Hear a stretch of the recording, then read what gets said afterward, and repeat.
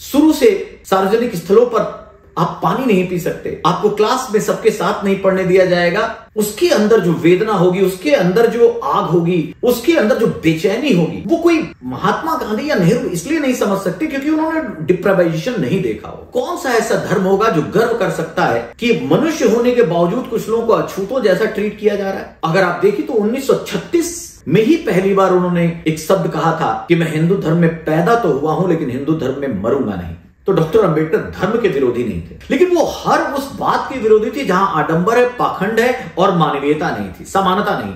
लेकिन क्या 2024 आज अगर डॉक्टर अंबेडकर साहब होते तो क्या सही में हिंदू धर्म के इतने आलोचक होते? किसी क्लास के नहीं, वो पूरे राष्ट्र की विरासत है। उन्होंने इस देश की नींव में दीमक लग गया था, उसको हटाने का काम किया कि अब वो समय आ गया है जब कोई पूछता है तो मैं साफ कहता हूं कि अब ये देश मनु संहिता या किसी अन्य संहिता से नहीं, मानव संहिता से चलेगा। जननी जन्मभूमि स्वर्गादपि गरीयसी। वैसी ही बात बहुत क्लियर कर कहना चाहूंगा कि स्वार्थी राजनीति ने उनके नाम का फायदा ही ज्यादा उठाया है। लेकिन क्या 74 साल के बाद भी, संविधान की रचना के बाद, इंप्लीमेंटेशन के बाद भी अगर ये डिप्राइवेशन बचा हुआ है तो आखिर गलती किसकी है? ये वही सारे नेता हैं, ये वही सारी पार्टियां हैं जो ले देकर सब डॉक्टर अंबेडकर, और मैं बार बार कह रहा हूं कि भाजपा तो इस मामले में सबसे कमजोर पार्टी है। वो जानती है कि डॉक्टर अंबेडकर के अगर उस पर हमने कुछ कह दिया तो कहीं के नहीं रहेंगे, वो बैकफुट पे आएगी ही आएगी, और अगर कोई ऐसा अपमानजनक है तो उसे सॉरी बोलना चाहिए। डॉक्टर अंबेडकर आजादी नहीं चाहते थे, अंग्रेजों के साथ थे जैसा आरोप लगता है। क्या प्रतिभा थी, क्या विधा थी। जब भी हम डॉक्टर अंबेडकर का नाम ले तो एक भारतीय होने का नाता हमारा सर गर्व से ऊंचा हो जाए। आज भारतीय संसद में जिस तरह का गतिरोध हो रहा है उसको देखते हुए कुछ लोग ये भी कह रहे हैं कि क्या भारत बनाना रिपब्लिक हो चुका है या बनने की ओर अग्रसर है, क्योंकि जिस तरह से राजनीतिक नैतिकता में गिरावट आ रही है, जिस तरह से बिहेव हो रहा है वो भी हमारे पवित्र संसद के प्रांगण में, उससे देखकर अगर आलोचक या विद्वान ऐसा कहते हैं तो इससे नकारा भी नहीं जा सकता। और सबसे अजीब बात यह है, उस महान व्यक्ति के प्रतिष्ठा के लिए हो रहा है जिसका नाम है डॉक्टर भीमराव अंबेडकर। वो डॉक्टर अंबेडकर जिन्होंने आधुनिक भारत को आधुनिक बनाने की सारी आधारशिला तैयार की। अगर हम सबसे गर्व से कहें कि आखिर भारत दुनिया में सबसे वाइब्रेंट डेमोक्रेसी क्यों है, क्यों बेहतर देश के उदाहरण में माना जा सकता है, तो उसका एक सबसे बड़ा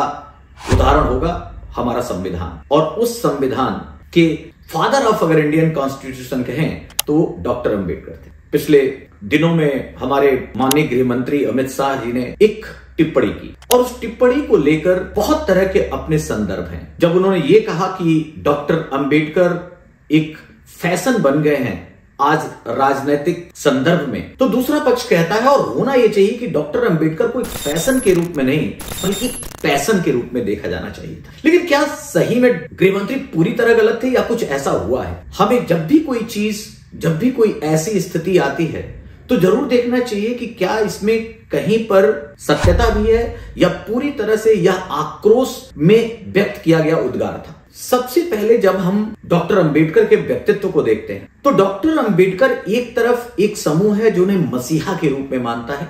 जिस तरह डिप्राइव्ड क्लास के लिए उन्होंने जो आंदोलन किया, जिस तरह लड़ाई लड़ी, जो संघर्ष किया, जो त्याग किया, और इसमें कोई शक नहीं है कि जिस सोसाइटी में लोगों के पास अधिकार नहीं थे केवल इसलिए कि वो किसी कास्ट के हैं, उसको उसके हक की लड़ाई के लिए किसी एक व्यक्ति ने अपना संपूर्ण जीवन लगा दिया, तो वो थे डॉक्टर अंबेडकर। दूसरी तरफ एक पक्ष ये भी है जो वर्शिपिंग फॉल्स गॉड कहता है और खासकर आजादी की लड़ाई के समय डॉक्टर अंबेडकर की भूमिका को लेकर प्रश्नवाचक चिन्ह लगाता है। और तीसरा प्रश्न यह भी आता है जो जानना चाहते हैं, बहुत सारा कौतूहल होता है कि आखिर क्या वास्तव में वो हिंदू धर्म से नाराज इतने हो गए और उन्होंने बौद्ध धर्म अपनाया, तो क्या जो डॉक्टर अंबेडकर जैसा व्यक्तित्व जब हिंदू धर्म छोड़ सकता है तो आज जो नई पीढ़ी में लोग आ रहे हैं और उन्हें भी ऐसा कुछ सामना करना पड़ रहा है, तो क्या यह संदेश है कि हिंदू धर्म वास्तव में वो सर्वांगीणता नहीं रखता और इससे ज्यादा जो लोकतांत्रिक धर्म है कुछ और है, या इन लोगों को, इन युवाओं को किसी और की तरफ प्रेरित होना चाहिए? इन सभी प्रश्नों को एक एक करके देखते हैं। पहला प्रश्न अगर हम राजनीतिक मॉडल के रूप में देखें, आज के संदर्भ में जो कांग्रेस सबसे ज्यादा अभी इस संसद में दिखा रही है कि वो बहुत संवेदनात्मक, सिंपैथेटिक है इस मुद्दे पर। डॉक्टर अंबेडकर के साथ सही मायने में अगर आप पूरे इतिहास को देखें तो जब तक डॉक्टर अंबेडकर साहब से सबसे ज्यादा लड़ाई उन्हें वास्तव में कांग्रेस से ही लड़नी पड़ी, चाहे वो गांधी जी हो चाहे वो नेहरू जी हो। अगर 1945 में एक किताब लिखी उन्होंने, खुद डॉक्टर अंबेडकर साहब ने, उस किताब का नाम था what Congress and MK. Gandhi have done with untouchable. और उस किताब में अस्पृश्य, अछूतों के खिलाफ, चूंकि आजादी के बाद अब यह शब्द नहीं है, अब यह अनकॉन्स्टिट्यूशनल टर्म है, 1945 की किताब में उन्होंने लिखा और बोला कि कांग्रेस ने वास्तविक तौर पर इस अनटचेबल कास्ट के लिए, इस अनटचेबल क्लास के लिए वास्तविक तौर पर कुछ नहीं किया और बहुत ज्यादा क्रिटिक थे। गांधी जी से डॉक्टर अंबेडकर के कई बार ऐसे डिबेट हुए हैं और केवल गांधी के साथ ही डिबेट में नहीं बल्कि बीबीसी के एक साक्षात्कार में भी डॉक्टर अंबेडकर ने साफ कहा कि मुझे नहीं समझ में आता कि यह पश्चिमी मीडिया गांधी जी को इस तरह क्यों दिखाता है। वो एक जादूगर की तरह है, वो पोशाक बदलते हैं और एक अपनी किताब में जिक्र करते हुए कहते हैं कि गांधी केवल धूल उड़ाते हैं, स्तर नहीं उठाते। ऐसे बहुत सारे द्वंद्व हैं, ऐसी बहुत सारी बातें हैं जो गांधी जी के साथ और खासकर कांग्रेस के साथ उनके जो एक तरह से तनाव हैं, जो उनके मन मुटाव हैं, जो उनके मतभेद हैं, वो बड़े क्लियर हो जाएंगे। और कांग्रेस ने भी बहुत सारे प्रश्न आएंगे। आप जब इतिहास को देखेंगे तो आप देखेंगे आजादी के पहले की बात हो, चाहे गोलमेज सम्मेलन में, तीनों गोलमेज सम्मेलन में जब शिरकत की डॉक्टर अंबेडकर ने, तो कांग्रेस का उनके बारे में जो बयान था या जो विचार था वो बहुत पॉजिटिव नहीं था। दूसरी तरफ अगर हम आजादी के बाद भी देखें तो एक चीज तो बड़ी साफ दिखती है कि जब बॉम्बे से इलेक्शन लड़ने गए, और आपको बड़ा एक सुखद आश्चर्य होगा, शुरुआती दौर में 100 सीटें, हमारे आजादी के बाद 100 सीटें ऐसी रखी गई जिसमें एक सीट से 2 लोग चुने जाते थे, उसमें सामान्य निर्वाचन से और आरक्षण से। और बंबई में ऐसा ही हुआ और डॉक्टर अंबेडकर ने अपनी चुनाव लड़ा तो कांग्रेस ने उनके विरोध में कैंडिडेट खड़ा किया। और सोचिए उस डॉक्टर अंबेडकर को जिन्होंने भी कुछ दिनों पहले ही इस संविधान की प्रारूप समिति की अध्यक्षता की थी, एक भारतीय संविधान के निर्माण में बहुत बड़ा योगदान दिया था जिसे सभी ने सराहा, उन्हें लगभग 14,000 वोटों से हार का सामना करना पड़ा। तो यह प्रश्न उठता है कि अगर कांग्रेस इतना ही मानती थी तो आखिर डॉक्टर अंबेडकर साहब के खिलाफ कैंडिडेट क्यों खड़ा किया। बहुत सारे ऐसे वक्तव्य हैं, बहुत सारी ऐसी बातें हैं अतीत में, खासकर क्योंकि 1956 जब तक डॉक्टर अंबेडकर साहब जिंदा रहे, ये कहीं ना कहीं जो मतभेद थे कांग्रेस से डॉक्टर अंबेडकर साहब के, वो बड़े स्पष्ट नजर आते हैं। और एक बहुत अजीब सी बात आपको मैं बताना चाहूंगा, 2012 में क्लास 11th की एनसीईआरटी पॉलिटिकल साइंस की, उसमें एक कार्टून छपता है। उस कार्टून में एक घेंगा पर डॉक्टर अंबेडकर साहब बैठे हैं और उनके हाथ में कॉन्स्टिट्यूशन है और पीछे पंडित नेहरू एक कोड़ा लेकर खड़े हैं। और ये संदेश ये कार्टून देना चाहता था कि बहुत धीमी गति से कॉन्स्टिट्यूशन बन रहा है, डॉक्टर अंबेडकर बहुत धीमे से चल रहे हैं और नेहरू जी कह रहे हैं जल्दी करो। जब बहुत सारा अनरेस्ट शुरू हुआ तो कांग्रेस ने इसे गलती मानी, कोई शक नहीं है गलती मानी। और इसमें एक सलाहकार थे योगेंद्र यादव, जो आप सेफोलॉजिस्ट के तौर पर हर मूवमेंट में आप इनको देखते होंगे, वो एनसीईआरटी के विशेष सलाहकारों में थे और उसके बावजूद ये छपा। उन्होंने भी इस पर सॉरी बोला और फिर वो वापस ले लिया गया। तो ऐसी कई सारी जगह हैं जहां पे डॉक्टर अंबेडकर के विवाद कांग्रेस के सारे प्रतिष्ठित नेताओं से स्पष्ट होते हैं। क्योंकि गांधी की जो उस समय भूमिका थी, गांधी के साथ उनका मतभेद बड़ा क्लियर था। क्योंकि गांधी जी हिंदू समाज की पुरानी व्यवस्था को बनाए रखते हुए सुधार चाहते थे और डॉक्टर अंबेडकर का मानना था कि यह सुधार बिना धार्मिक जो पुराना ढांचा है पूरी तरह उसको नकारे बिना सुधार हो नहीं सकता। इसलिए वो हमेशा कहते थे कि गांधी पॉलिसिंग केवल पॉलिश करते हैं, वास्तविक सुधार नहीं चाहते। इसी तरह अगर बात की भी कांग्रेस, जैसे मैंने 2012 का उदाहरण लिया, तो राजनीति एक ऐसा खेल हो गई है जिसमें अवसरवादिता बहुत ज्यादा है और सब ऐसे लोगों का इस्तेमाल जरूर करना चाहते हैं जिनसे उन्हें वोट बैंक का फायदा हो। दूसरी तरफ अगर हम बीजेपी की बात करें, क्योंकि ये 1980 की पार्टी है और डॉक्टर अंबेडकर साहब के साथ, लेकिन अगर वैचारिक आधार पर देखें तो आरएसएस जो 1925 में गठित हुआ, तो एक तरफ आरएसएस की भावना में हिंदू राष्ट्र की कल्पना है, सांस्कृतिक राष्ट्र की कल्पना है, और जब राष्ट्र की कल्पना है और हिंदू आदर्शों को, दर्शन को लेकर आधार बनकर चलता है, लेकिन उस समय की अगर बात करें तो डॉक्टर अंबेडकर ने जिस हिंदू धर्म को देखा था, उस समय बहुत सारी ऐसी असमानताएं थी, उस धर्म में ऐसे इतने बाहरी आडंबर थे जिसे कई ऐसे पक्ष थे जो बड़े स्याह थे और उस पर गर्व नहीं किया जा सकता था। इसीलिए यहां पर सीधे सीधे दुराव दिखता है। एक हिंदू संस्कृति के साथ चलकर राष्ट्र बनाना चाहता है और दूसरा मानता है कि हिंदू धर्म में जो विकृतियां हैं उसको हटाना बड़ा जरूरी है, और इतनी ज्यादा विकृतियां हैं कि जब तक उस पर कड़ा प्रहार नहीं किया जाएगा तब तक ये सुधार नहीं हो सकता। इसलिए आरएसएस और अंबेडकर के इस थॉट में हमेशा द्वंद्व मिलेगा, और इसीलिए सबसे अगर कोई सॉफ्ट टारगेट पार्टी होगी डॉक्टर अंबेडकर साहब को लेकर, वो तो बीजेपी होगी, जो आरएसएस के विचारों को लेकर आगे बढ़ेगी। इसलिए क्योंकि चाहे इस पे सवर्ण का आरोप हो और चाहे हिंदू राष्ट्र या सांस्कृतिक राष्ट्रवाद की बात का पक्ष हो, दोनों ही पक्षों में अंबेडकर साहब से मतभेद है। इसीलिए इस पार्टी के साथ हमेशा यह होगा कि ये डॉक्टर अंबेडकर के नाम पे बहुत ज्यादा बैकफुट पे आ जाती है, और सबसे कमजोर अगर मैं कहूं कि डॉक्टर अंबेडकर की बात अगर किसी भी मुद्दों पे, ये आर्टिकल 370 पे निर्णय ले सकती है, ये कुछ कड़े निर्णयों के लिए जानी जा सकती है, लेकिन जैसे ही संविधान बदलाव की बात आती है, जैसे ही डॉक्टर अंबेडकर साहब की बात आती है, दलितों की बात आती है, पार्टी बैकफुट पे रहती है और कोई बड़ा निर्णय ले ही नहीं सकती, क्योंकि ये खुद आंतरिक द्वंद्व से इस मामले में गुजरती है। क्योंकि इस पर शुरू से ही यह रहा है आरोप कि ये सवर्ण प्रेरित पार्टी है और खासकर डॉक्टर अंबेडकर के विचारों से मेल नहीं खाती, इसीलिए इस पर दलित विरोधी का आरोप लगता है। और अगर लगता है तो चाह कर भी जिसे राजनीति करनी है, इस देश में अभी जो पॉलिटिकल स्टेटा है, कोई भी ऐसा नहीं होगा जो इतने बड़े वोट बैंक को जानबूझकर नाराज कर सके। इसलिए किसी में हिम्मत नहीं है जो डॉक्टर अंबेडकर साहब को जानबूझकर कोई गलत बात कहे और गलत बात कहे और अपने वोट बैंक को खिसकने दे, क्योंकि मानिए ना मानिए डॉक्टर अंबेडकर साहब के लेकर केवल वोट की राजनीति की जाने लगी है। तीसरा पक्ष आता है वो जिन्होंने वास्तव में, चाहे क्षेत्रीय दल हो चाहे राष्ट्रीय दल हो, जिन्होंने डॉक्टर अंबेडकर को ही आदर्श मानकर सारी राजनीति शुरू की।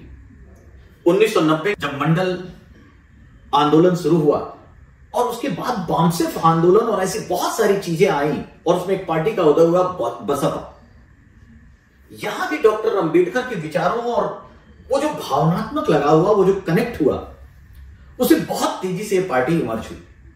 लेकिन आज के हालात ये हैं कि, और जो दुखद बात यही है कि जो डॉक्टर अंबेडकर की बातों को लेकर आगे बढ़े, जो वास्तव में उस वर्ग से आते थे जिन्होंने वंचना देखी, लेकिन आते आते अंततः यह देखा गया कि कुछ लोग तो अपने आप को सामाजिक आर्थिक स्तर पर, खासकर आर्थिक स्तर पर बहुत रिच कर गए, लेकिन क्या वास्तविक स्तर पर दलितों के लिए, क्या वास्तविक स्तर पर जिन लोगों की वेदना के लिए डॉक्टर अंबेडकर साहब ने सारी बातें कही थी, उनकी स्थिति में सुधार आया क्या? तो नहीं आया। आज आर्टिफिशियल इंटेलिजेंस का जमाना है। पार्टी जिनके दिल्ली में सरकार है, वहां के जो मेन भूतपूर्व मुख्यमंत्री हैं, उन्होंने आर्टिफिशियल इंटेलिजेंस का इस्तेमाल करते हुए जब देखा कांग्रेस बीजेपी आपस में लड़ रही हैं, तो आर्टिफिशियल इंटेलिजेंस का इस्तेमाल करते हुए बाबा साहब की क्रिएटिविटी को दिखाते हुए आशीर्वाद भी ले लिया कि बाबा साहब हमें आशीर्वाद दे, मैं ही आपका सच्चा न्यायी हूं। तो कहीं ना कहीं यह राजनीति, और जिस भी बात में कहा जाए जो डॉक्टर अंबेडकर साहब का ये फॉलो नहीं करता, एक बात नहीं जानता, वो भी डॉक्टर अंबेडकर की बात करता है। केवल अगर राजनीति के लिए बात करता है, अपने फायदे के लिए बात करता है, स्वार्थ के लिए बात करता है, तो यहां काफी हद तक गृह मंत्री की बात से सहमत हुआ जा सकता है कि एक फैशन बन गया है, जबकि डॉक्टर अंबेडकर इस देश के फैशन नहीं है। डॉक्टर अंबेडकर साहब विरासत है इस देश की। सबसे पहले डॉक्टर अंबेडकर किसी एक समाज, किसी एक क्लास के धरोहर नहीं है, विरासत नहीं है, वो भारत की धरोहर है। क्या उन्होंने केवल आज के संदर्भ में अगर देखा जाए तो क्या केवल एक वर्ग के उत्थान की बात कही? उन्होंने एक तरह से पूरे राष्ट्र के उत्थान की बात कही है। उन्होंने एक तरह से हिंदू धर्म को सुधारने का एक बहुत बड़ा प्रहार किया। कौन सा ऐसा धर्म होगा जो गर्व कर सकता है कि मनुष्य होने के बावजूद कुछ लोगों को अछूतों जैसा ट्रीट किया जा रहा है? अगर खामियां हैं तो उसे सुधार होना चाहिए। और डॉक्टर अंबेडकर जैसे ये तो महर्षि हैं, ये क्रांतिकारी हैं, जिन्होंने चिताया नहीं तो अगर इसी आडंबर के साथ चलते तो शायद हम और बिखरे स्थिति में होते। तो पहला विषय तो यह है कि हां, राजनीतिक रूप में जब डॉक्टर अंबेडकर का केवल बाहरी तौर पर नाम के लिए इस्तेमाल हो रहा, वोट बैंक के लिए इस्तेमाल हो रहा है, तो एक फैशन तो दिखता है। अगर अब डॉक्टर अंबेडकर साहब को, अगर उनकी जीवनी को, उनके संघर्षों को, उनकी जो खुद की राइटिंग है उनको देखा जाए, उनके वक्तव्यों को देखा जाए, कैसे डॉक्टर अंबेडकर सदियों में या फिर कहिए कि युगों में पैदा होते हैं। डॉक्टर अंबेडकर जिस समय 1891 में जब ये पैदा हुए, उस समय का जो समाज था वो कास्ट के नाम पर इतनी विषमताएं रखता था कि अगर आप शूद्र हैं, अगर शूद्रों में भी एक अनटचेबल पांचवा वर्ण भी आ गया था, ऐसे में जो हालात थे वो किसी भी समाज के लिए गर्व का क्षण नहीं दे सकते थे। डॉक्टर अंबेडकर साहब को अपनी एजुकेशन से लेकर, अपने बाल्यकाल से लेकर पूरे लाइफ तक इस अपवंचना से लड़ना पड़ा। वो व्यक्ति जो अपने संघर्षों के बल पर, अपनी मेधा से कोलंबिया यूनिवर्सिटी जाता है, कोलंबिया यूनिवर्सिटी में पढ़ता है, और ये वही कोलंबिया यूनिवर्सिटी है जो आज भी जहां पढ़ने के लिए स्कॉलर आकर्षित रहते हैं और उन्हें वहां प्रवेश नहीं मिलता। कोलंबिया यूनिवर्सिटी में आज भी डॉक्टर अंबेडकर की एक किताब पढ़ाई जाती है, वेटिंग फॉर वीजा। और 2004 में कोलंबिया यूनिवर्सिटी ने टॉप स्कॉलर्स की जो लिस्ट जारी की, उसमें टॉप पे डॉक्टर अंबेडकर को रखा। क्या प्रतिभा थी, क्या विधा थी। जब भी हम डॉक्टर अंबेडकर का नाम ले तो एक भारतीय होने का नाता हमारा सर गर्व से ऊंचा हो जाए। फिर लंदन स्कूल ऑफ इकोनॉमिक्स में 8 साल का कोर्स केवल 2 साल और 3 महीने में पूरा कर लेता है। सोचिए, और इतना आसान नहीं। अगर 8 साल का कोर्स है तो उतनी 2 साल 3 महीना, ऐसा नहीं कोई शॉर्टकट। कहा जाता है 21 घंटे तक उन्होंने मेहनत की। क्या नींद ली होगी, कैसे काम किया होगा। हम जब विजुअलाइज करें उस व्यक्ति के बारे में तो ये जरूर देखिए कि उसके पीछे का समर्पण कितना है, अनुराग कितना है पढ़ाई के प्रति। और ये पता था कि ये पढ़ाई है, एजुकेशन ही है, ये नॉलेज ही है जो समाज को बदल सकता है, भारत को बदल सकता है।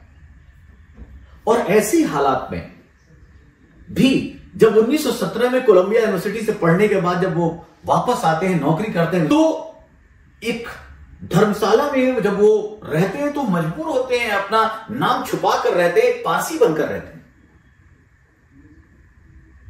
और विडंबना ये थी, इतना तब जातिवाद था कि जब एक धर्मशाला में रुके हुए तो इन पर भीड़ ने हमला कर दिया कि एक अनटचेबल उनके साथ कैसे रह सकता है। शुरू से सार्वजनिक स्थलों पर आप पानी नहीं पी सकते, आपको क्लास में सबके साथ नहीं पढ़ने दिया जाएगा, और खड़ा रहता था पानी पीने के लिए और पियोन ही नहीं ऊपर से पानी पिलाएगा, तब ये केवल पानी पी सकते थे। इस तरह की विडंबना से, इतने अच्छे एजुकेशन से आगे बढ़ते हुए जिसने हर जगह ये चीजें देखी हो, तो ऑब्वियसली उसके अंदर जो वेदना होगी, उसके अंदर जो आग होगी, उसके अंदर जो बेचैनी होगी, वो कोई महात्मा गांधी या नेहरू इसलिए नहीं समझ सकते क्योंकि उन्होंने डिप्राइवेशन नहीं देखा हो। मैं हमेशा कहता हूं कि हमें दो तरह से चीजों को समझना चाहिए। एक होता है रिफॉर्म फ्रॉम अबव, ऊपर से सुधार, और एक होता है रिफॉर्म फ्रॉम बिलो, नीचे से सुधार। अबव का मतलब है गांधी जी ने भी कहा कि समाज में जो गलती है, शूद्रों के साथ अन्याय है, और उन्होंने हरिजन नाम देकर कोशिश की कि इस वर्ण के साथ जो अन्याय हो रहा है वो हिंदू समाज खुद सुधार करे। लेकिन वो सुधार क्या था? ऊपर से सुधार था, क्योंकि वो खुद जिन्होंने वो पीड़ा नहीं देखी, वो कहते हैं ना कि जो पांव ना फटी बिवाई वो क्या जाने पीर पराई। मैं किसी गांधी, किसी नेहरू की महानता को कम नहीं कर रहा हूं, लेकिन वास्तव में उनका जो प्रयास होगा वो सिंपैथेटिक या एम्पैथेटिक हो सकता है, कंपैशन नहीं हो सकता।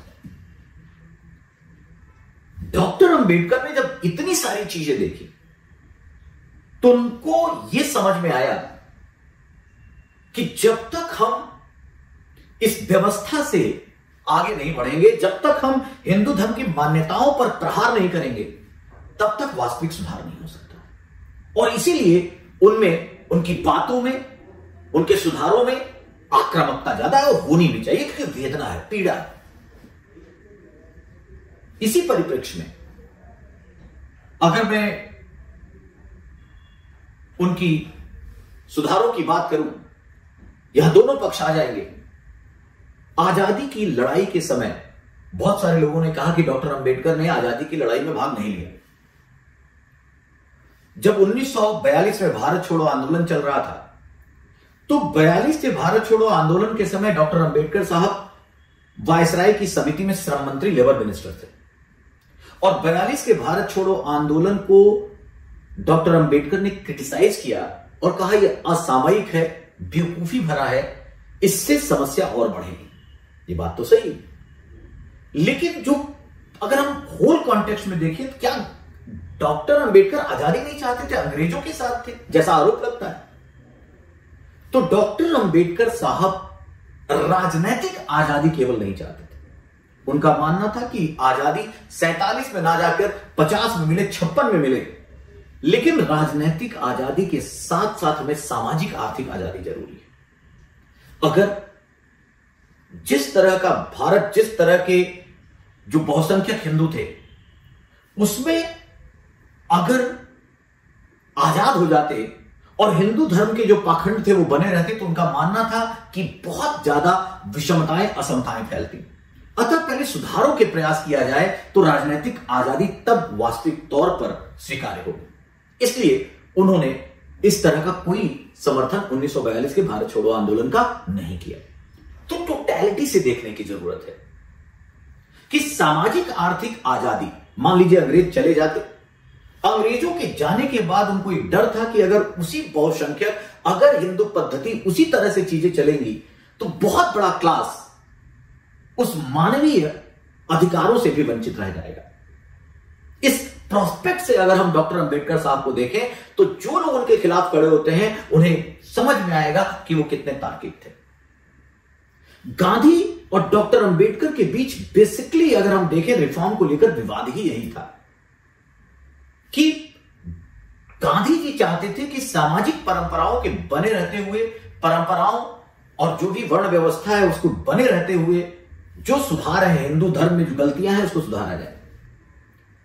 लेकिन डॉक्टर अंबेडकर साहब इस तरीके से देखते चले गए, जिस तरह से उन्होंने धर्म को देखा, उन्हें लगा कि नहीं, ये सुधार संभव ही नहीं है अगर पूरी तरह से इस पर प्रहार न किया जाए। इसीलिए अगर आप देखें तो 1936 में ही पहली बार उन्होंने एक शब्द कहा था कि मैं हिंदू धर्म में पैदा तो हुआ हूं लेकिन हिंदू धर्म में मरूंगा नहीं। लेकिन परिवर्तन उन्होंने, धर्म परिवर्तन 1956 में जाकर किया। 21 साल तक लगभग सभी धर्मों का अध्ययन किया उन्होंने, और जब सभी धर्मों में चीजें देखी, उन्होंने ऐसा नहीं किया कि अचानक बौद्ध धर्म में चले गए। हिंदू धर्म गलतियों को देखकर उन्होंने कंपैरेटिव स्टडी की कि आखिर किसमें जाया जाए। ईसाई, इस्लाम, पारसी सभी को देखा। और आज एक बुक जब वो लिखते हैं, Pakistan and division of India या पार्टीशन ऑफ इंडिया, 1945 की बुक है, तो वहां पर Pakistan and partition of India में इस्लाम के बारे में भी बड़ा साफ लिखते हैं और वो ज्यादा क्रिटिक हैं इस्लाम को लेकर। वो कहते हैं कि इस्लाम की सबसे बड़ी दिक्कत यह है कि यहां कट्टरता है और ये पहले अपने धर्म को मानते हैं। इनका जो भाईचारा है, बंधुत्व है, वो मानवीय बंधुत्व नहीं है, वो एक तरह से होलिस्टिक बंधुत्व नहीं है, केवल धार्मिक बंधुत्व है। जो उनके धर्म के लोग हैं वो उन्हीं के लिए समानता का भाव रखते हैं।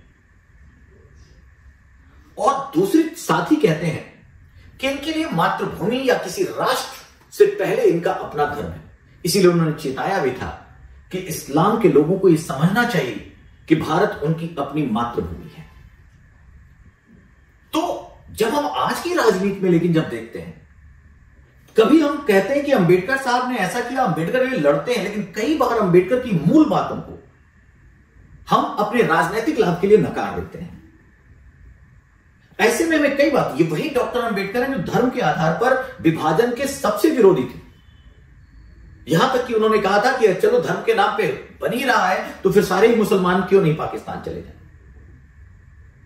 ऐसी बहुत सारी बातें जहां क्रांतिकारिता दिखेगी डॉक्टर अंबेडकर साहब की, लेकिन हम इन बातों को गौड़ कर देते हैं।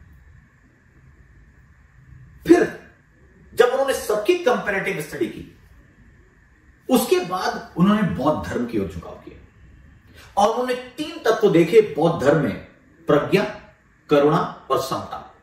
उनके हिसाब से 3 पिलर थे बौद्ध धर्म के। प्रज्ञा माने ज्ञान, करुणा जो दया भाव सबके साथ चलने की बात है, और समता सभी को समानता के रूप में देखा जाए, बंधुत्व की तरह देखा जाए, और इसलिए उन्होंने बौद्ध धर्म को स्वीकारा। अब बात आती है कि क्या हिंदू धर्म के पूरे विरोधी डॉक्टर अंबेडकर जिन्होंने छोड़ दिया, तो क्या वो धर्म के विरोधी थे? तो पहली चीज तय है कि उन्होंने बौद्ध धर्म, जो धर्म अपने पवित्र अर्थों में है, होलिस्टिक संदर्भों में है, तो डॉक्टर अंबेडकर धर्म के विरोधी नहीं थे, लेकिन वो हर उस बात के विरोधी थे जहां आडंबर है, पाखंड है और मानवीयता नहीं थी, समानता नहीं। 1950 के आसपास तक का जो हिंदू धर्म था, उसमें बहुत सारी ऐसी सड़ी गली चीजें थी जिसको लेकर उनका आक्रोशित होना एकदम जायज था। और उस धर्म को अगर हम स्वीकारते, उस पर भी अगर कहते नहीं इसमें सुधार नहीं होना चाहिए, तो हम भी गलत थे। लेकिन क्या 2024 आज अगर डॉक्टर अंबेडकर साहब होते, एक तरफ हम कहते हैं कि संविधान उन्होंने लिखा, बहुत सारी चीजें डॉक्टर अंबेडकर साहब की मिली, तो क्या हमें यह नहीं मानना चाहिए कि 47 या 50 में जब हमने संविधान लागू कर दिया, तो 74 सालों में संविधान के द्वारा जब हम आगे बढ़े हैं, तो जो चीजें चरितार्थ हुई हैं, जो संविधान की प्रस्तावना है जिसमें आर्थिक सामाजिक न्याय की बात है, बंधुत्व की बात है, अवसर की समानता की बात है, अफर्मेटिव एक्शन ऑफ स्टेट के तहत रिजर्वेशन की बात है, वो सब डॉक्टर अंबेडकर की भावना है और उससे हम आगे बढ़े हैं। एक बात तो जरूर सोचनी चाहिए कि डॉक्टर अंबेडकर साहब अगर 2020 के दशक में होती, तो क्या सही में हिंदू धर्म के इतने आलोचक होते? मैं फिर से कहना चाहता हूं, डॉक्टर अंबेडकर साहब ने जब आलोचना की जिस हिंदू धर्म की, वो बहुत जायज था, तार्किक था। जो पीड़ा उन्होंने सही, जो विषमताएं देखी, असमानताएं देखी, वो बहुत जरूरी था कि अपनी बातों को, अपनी मांगों को, अपने समाज की मांगों को, अपने लोगों की मांगों को इस तरीके से ही रखा जाए, तभी तो डॉक्टर अंबेडकर साहब को जिनी है। और मैं इसीलिए कह रहा हूं कि केवल किसी क्लास के नहीं, वो पूरे राष्ट्र की विरासत है। उन्होंने इस देश की नींव में जो एक तरह से दीमक लग गया था, उसको हटाने का काम किया। अगर आज के हम समाज को देखें, जो मॉडर्नाइजेशन है, जो सोच है, जो रेशनैलिटी है, उसके तहत अगर डॉक्टर अंबेडकर साहब ने हिंदू धर्म को देखा, तो अगर आज देखते तो ऑब्वियस सी बात थी, बहुत सारी ऐसी चीजें हैं जो चाहते थे सुधरी है। मैं ये नहीं कहता कि सारे आडंबर दूर हो गए हैं, कर्मकांडी पक्ष दूर हो गए हैं।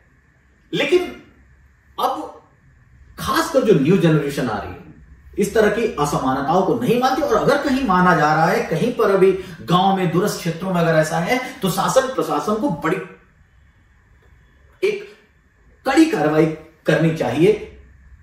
क्योंकि अब हम कहते हैं ना न्यू इंडिया है, तो न्यू इंडिया में वो न्यूनेस दिखनी चाहिए। क्योंकि बहुत साफ है कि अब वो समय आ गया है, जब कोई पूछता है तो मैं साफ कहता हूं कि अब ये देश मनु संहिता या किसी अन्य संहिता से नहीं, मानव संहिता से चलेगा। एक मनुष्य होने के नाते सब समान है, और जब सब समान है तो ऐसे में आज के परिदृश्य में अगर देखें, आखिर डॉक्टर अंबेडकर साहब को शिकायत जिन बातों से थी उन बातों को दूर करने का प्रयास किया जाना चाहिए। अगर कोई भी बात जिसपे वो नाराज थे अभी भी मौजूद है तो हमें भी शर्मानी चाहिए। हमारी जनरेशन को, हमारे जो भी लोगों ने वो सुधार नहीं किया, अब हमें प्रयास करना चाहिए। लेकिन क्या 1950 का भारत है? क्या 1950 में जो गलतियां थी वो थी वैसा ही है? तो नहीं है।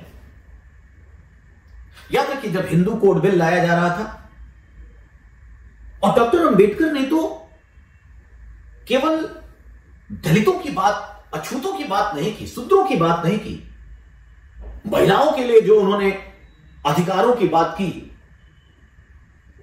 और सभी वर्ण के महिलाओं के अधिकारों की बात की, उन्हें कौन भूल सकता है? जो उस समय भी उन पर बहुत सारे आरोप लगे, बहुत विरोध हुआ, लेकिन अंबेडकर साहब डटे रहे और हिंदू बिल आने से देखिए कितने सुधार हुए।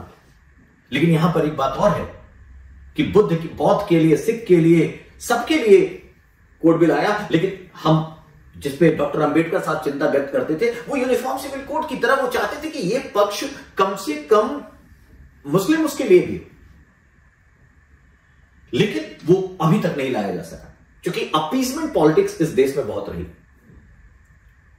उन्होंने यूसीसी पे साफ कहा था कि अपेक्षित है, वांछनीय है, होना चाहिए, लेकिन थोपा नहीं जाना चाहिए। लेकिन इस तरीके से कई ऐसे संदर्भ हैं जहां पे डॉक्टर अंबेडकर साहब की जिन बातों को हमें लाभ दिखता है, खासकर पॉलिटिकल सेंस में, तब हम डॉक्टर अंबेडकर की बात को उठाते हैं। लेकिन डॉक्टर अंबेडकर के शुद्ध जो उनकी भावना है उसको उतारने में जब कहीं ऐसा विभेद दिखता है तो उसको दूर कर देते हैं और केवल अवसरवादिता के तहत उनकी उन्हीं बातों को, उनके उसी बाह्य पक्ष को स्वीकारा जाता है जिससे पार्टियां लाभ उठा सके। अगर जैसे मैंने कहा, अगर 2020 का के समय डॉक्टर अंबेडकर साहब देखें, आप खुद सोचिए क्या किसी ऐसे धर्म में जो डॉक्टर साहब ने इतनी आलोचना की थी, बाद में मैं सब कहना चाहूंगा कि विवेकानंद ने जब शिकागो सम्मेलन में यह बात की कि मैं क्यों गर्व से कहूं कि हम हिंदू हैं, तो उन्होंने कहा था इसमें सार्वभौमिकतावाद है, ग्रहणशीलता है, एडॉप्टेबिलिटी है। जितने भी धर्म हैं, आज कितने गर्व की बात है कि पूरी दुनिया में सभी धर्म अगर किसी के अनुयायी कहीं रहते हैं तो इंडिया में रहते हैं। इस्लाम के भी अगर सारे फिरके देखे जाएं तो वो भारत में मिलेंगे, पाकिस्तान में नहीं मिलेंगे। तो ऐसी बातों पर लेकर जो हमारे लचीलापन है धर्म का, जो हमारा ग्रहणशीलता है, जो हमारी सार्वभौमिकता है, जो हमारी सहिष्णुता है, टॉलरेंस है, इसको लेकर ये हमारी बुनियादी, हमारी मजबूती है। लेकिन अगर जाति आधार पर असमानता है, लिंग के आधार पर असमानता है, क्षेत्र के आधार पर अगर असमानता है, इन सारी चीजों को मिटाना हम लोगों का ही पहला कर्तव्य है, जो डॉक्टर अंबेडकर साहब की चाहत थी। हम उस बात पे क्यों नहीं आते? संसद की हर सीट पर डॉक्टर अंबेडकर साहब का फोटो लगा देना। प्रतीकों की लड़ाई मत कीजिए, फोटो दिखाकर डॉक्टर अंबेडकर के सही अनुयायी मत बनिए। उनकी भावना, उनकी जो वास्तविक जो सोच थी उसे ग्राउंड लेवल पर लाइए। और इसके लिए ऑब्वियसली अभी भी वो जो बदलाव है वो बहुत ही कम लेवल पर आया है। गांवों में अभी भी बहुत तरह की भ्रांतियां मौजूद हैं, और इसको लाने के लिए जो कॉन्स्टिट्यूशन हमारा कहता है, हमारा संविधान जो कहता है, अगर हमारी गवर्नेंस, अगर हमारी गवर्नमेंट सही तरीके से चीजों को निर्धारित करे और हमारे युवा अगर उस मूल भावना को समझकर आगे बढ़े तो इन सारी असमानताओं को मिटाने में बहुत मदद मिलेगी। अभी एक किताब को मैं देख रहा था, बिकमिंग बाबा साहेब। उसमें 1891 से 1929 तक बाबा साहब का जो जीवन है उसके बारे में लिखा गया। उसमें बहुत सारे ऐसे बातें लिखी गई हैं कि बाबा साहब को समझने में आसानी होगी, पढ़नी चाहिए लोगों को। और डॉक्टर साहब ने 50s में बहुत साफ कहा कि firstly and lastly we are Indian. अगर हम भारतीय हैं तो भारतीय होने के नाते हमारी ड्यूटी क्या, हमारी रिस्पॉन्सिबिलिटी क्या है, इसको देखना चाहिए। हम भारत से जुदा हो जाएं। एक तरफ हमारे धर्म में वास्तविक तौर पे लिखा हुआ है जननी जन्मभूमिश्च स्वर्गादपि गरीयसी, वैसी ही बात यहां साफ दिखती है डॉक्टर अंबेडकर साहब के वक्तव्य में। तो जो उनके राष्ट्र की मान्यता थी या राष्ट्र प्रेम की मान्यता थी, यह नहीं कहा जा सकता कि वो आजादी नहीं चाह रहे हैं या उन्होंने एक तरह से अंग्रेजों की एक गुलामी की या अंग्रेजों का सहयोग किया। उनका मेन मकसद था, जो सबसे ज्यादा एक तरह से हम कह लें कि स्टिग्मा था हमारे समाज का, जाति आधार पर जो भेदभाव, उसको दूर करना। आप सोचिए कितना बुरा समाज था, कितनी बुरी हमारी व्यवस्था थी कि केवल आपको इसलिए नहीं पढ़ने दिया जाएगा, केवल आपको इसलिए, इवन यहां तक था कि अगर आप सामने से जा रहे हैं और किसी की परछाई पड़ गई तो आप अपवित्र हो जाएंगे, आप फिर से स्नान कीजिए। सेवानस, वो व्यवस्था निसंदेह बड़ी अजीब थी, उसे प्रहार होना ही चाहिए था और उस पर डॉक्टर अंबेडकर जैसे महान व्यक्तित्व को आना ही था। युग प्रवर्तक ऐसे ही होते हैं। लेकिन आज की राजनीति में जिस तरह डॉक्टर अंबेडकर साहब का इस्तेमाल हो रहा है, क्या वास्तव में कोई ऐसा है जो डॉक्टर अंबेडकर साहब की उस जो रिक्वायरमेंट थी, जो वास्तविक पक्षों से सुधार चाहते थे, उस लेवल पर आकर राजनीति हो रही है? केवल उनके नाम का फायदा उठाया जा रहा है। तो इसमें मैं बहुत क्लियर कट कहना चाहूंगा कि स्वार्थी राजनीति ने उनके नाम का फायदा ही ज्यादा उठाया है। दूसरी तरफ लेकिन डॉक्टर अंबेडकर के नाम से, डॉक्टर अंबेडकर की बातों से जो डिप्राइव्ड क्लास है उसमें अगर कोई प्राउड आता है, अगर उनमें अधिकारों को लेकर प्रेरणा आती है, तो यह बात बहुत सकारात्मक है। लेकिन क्या 74 साल के बाद भी, संविधान की रचना के बाद, इंप्लीमेंटेशन के बाद भी अगर ये डिप्राइवेशन बचा हुआ है तो आखिर गलती किसकी है? ये वही सारे नेता हैं, ये वही सारी पार्टियां हैं जो ले देकर सब डॉक्टर अंबेडकर, और मैं बार बार कह रहा हूं कि भाजपा तो इस मामले में सबसे कमजोर पार्टी है। वो जानती है कि डॉक्टर अंबेडकर के अगर उस पर हमने कुछ कह दिया तो कहीं के नहीं रहेंगे, वो बैकफुट पे आएगी ही आएगी, और अगर कोई ऐसा अपमानजनक है तो उसे सॉरी बोलना चाहिए। जो पक्ष है, अगर इंटेंशन किसी भी तरह से खराब है, एक वो व्यक्ति है, जैसे मैंने कहा, डॉक्टर अंबेडकर हो, नेहरू हो, पटेल हो, आजाद हो, टैगोर हो, ये हमारी विरासत है। डॉक्टर अंबेडकर एक विरासत है। उन्हें केवल इस तरह से कह देना, उसके बाद देखिए सारे लोगों ने घेरना शुरू कर दिया, क्योंकि उन्हें पता है कि भावनात्मक लगाव है। डॉक्टर अंबेडकर कोई एक व्यक्तित्व ही नहीं रहे, एक भावना बन गए, एक विचार बन गए, और सबसे बढ़कर दलितों के अधिकारों की प्रेरणा बन गए।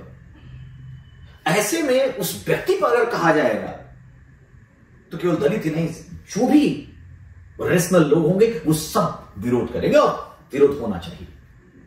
और अगर ऐसे सेंस में कहा गया तो माफी मांगनी चाहिए, क्योंकि, लेकिन मैं एक शब्द में यह कहना चाहूंगा कि अंबेडकर साहब को कम से कम फैशन मत बनने दीजिए। जिस तरह बुद्ध ने जिंदगी भर मूर्ति पूजा की आलोचना की और बाद में उनके अनुयायियों ने उनको भगवान बनाकर मूर्ति अवतार दे दिया, उनका भी मूर्ति बना दिया, उसी तरह डॉक्टर अंबेडकर की मूल भावना, जो सुधार चाहते हैं, जिस तरह का वो भारत चाहते हैं, जिस तरह का वो समाज चाहते हैं, उस बात की तरफ लेकर आइए। उनको भी मूर्तियों में केवल सिंबोलिज्म के रूप में, प्रतीकों के रूप में स्थापित मत कीजिए। कुछ आंदोलन होते रहने चाहिए, और उस आंदोलन की मूल भावना जो डॉक्टर अंबेडकर साहब के मूल विचार थे उसके साथ के होने चाहिए, केवल राजनीतिक लाभ के लिए नहीं। अगर हम डॉक्टर अंबेडकर की कोई भी बातों को देखें, जब एनहिलेशन ऑफ कास्ट 1936 में जब एनहिलेशन ऑफ कास्ट लिखते हैं तो देखिए उनके अंदर क्या वेदना है कि किस तरह हिंदू समाज में जो जाति व्यवस्था है उसने कितना ज्यादा लोगों को पीछे छोड़ दिया, कितना ज्यादा शोषण पर आधारित ये धर्म या समाज था। ऐसी बातों को लेकर हमें पहला आयाम तो यह देखना है कि अगर जब भी डॉक्टर अंबेडकर साहब की बात होगी तो दुनिया के सर्वश्रेष्ठ विशेषज्ञों में, विद्वानों में, आंदोलनकारियों में, सुधारकों में बात होगी। कोई भी अगर डॉक्टर अंबेडकर की आलोचना इसलिए करता है कि उन्हें लगता है कि वो केवल क्लास की बात करते हैं एक, या केवल शेड्यूल कास्ट की बात करते हैं, तो पहले तो उसके नजरिए को बदलने की जरूरत है, क्योंकि वो एक तरह से आधुनिक भारत के निर्माता है। जिस व्यक्ति ने संविधान लिखा हो, अगर संविधान की प्रस्तावना को देखें, उस प्रियम्बल से बड़ा स्पष्ट हो जाता है कि क्या सोच रही थी डॉक्टर अंबेडकर साहब की। और जब मैं प्रारूप समिति की अध्यक्षता करते हैं, ड्राफ्टिंग कमेटी की, डॉक्टर अंबेडकर, तो लोग कहते हैं कि डॉक्टर अंबेडकर ने अकेले थोड़ी बनाया, 7 सदस्य थे। तो टीटी कृष्णमूर्ति जो एक और सदस्य थे, उनका एक स्पीच पढ़िए जब संविधान लागू होने जा रहा था। उन्होंने कहा कि 7 में से 6 सदस्य किसी ना किसी कारण से कहीं ना कहीं व्यस्त थे या अपनी भूमिका नहीं निभा पा रहे थे। कोई दिल्ली से बाहर था स्वास्थ्य कारणों से, किसी ने इस्तीफा दे दिया तो उसकी जगह नया तो आ गया, लेकिन उतना एक्टिव नहीं था, किसी की मृत्यु हो गई, उसकी जगह नया मेंबर ही नहीं आया। तो ऐसी बहुत सारी बातों में टीटी कृष्णमूर्ति कहते हैं कि वास्तविक तौर पर अकेले भीमराव अंबेडकर साहब को ही श्रेय दिया जाता है कि बहुत मेहनत से उन्होंने इस ड्राफ्टिंग कमेटी की अध्यक्षता को पूरा किया। वो स्पीच वो सब जगह अवेलेबल है, केवल सोशल मीडिया या केवल अफवाहों पे मत जाइए। कॉन्स्टिट्यूशन जो हमारा समिति थी उसके डिबेट सुनिए, बहुत सारे आपके पक्ष, मेंटल हॉरिजन आपका विस्तृत होगा, बहुत सारे पक्ष आपको मिलेंगे। और ऐसे में जब डॉक्टर अंबेडकर साहब की डिबेटों में देखेंगे आप, बहुत सारे ऐसे नेता हैं जिनसे उनकी जो टॉक्स हैं, और वो कांग्रेस के नेता हैं जिनके साथ उनके विमर्शों में मतभेद दिखते हैं। तो कोई किसी का अपने जो विचारधारा है उसके आधार पर अलगाव होते हैं, मतभेद होते रहते हैं। लेकिन जब मृत्यु हो जाती है डॉक्टर अंबेडकर की, और अंबेडकर साहब की विरासत पर जब हम आगे बढ़ते हैं, तो ऐसे में मूल रूप से एक ऐसा समाज, एक ऐसा राष्ट्र, एक ऐसा व्यवस्था जरूर होना चाहिए जो समता मूलक हो, जो आर्थिक सामाजिक न्याय की बात करे। एक मनुष्य किसी दूसरे मनुष्य से किसी मामले में केवल रंग के आधार पर, जाति के आधार पर, नस्ल के आधार पर बेहतर कैसे हो सकता है? सबको बराबरी का हक हो, डॉक्टर अंबेडकर साहब इतना ही चाहते थे, और अगर इतना चाहते थे तो ये तो लागू होना ही चाहिए। और इसलिए मैं कह रहा हूं, डॉक्टर अंबेडकर इस देश के पैशन है। अगर जितने भी लोगों को देखा जाए, मैं अतिशयोक्तिपूर्ण नहीं, मैं कह सकता हूं जितने भी महापुरुषों को देखा जाए, तो समता मूलक समाज के रूप में, आधुनिकता के सबसे बड़े मूल्य के रूप में जो विचार, जो प्रेरणा बाबा साहब ने दी, वो शायद किसी ने नहीं दी। इसलिए जो एक बेस्ट रोल मॉडल आधुनिक भारत के हो सकते हैं वो है डॉक्टर भीमराव अम्बेडकर।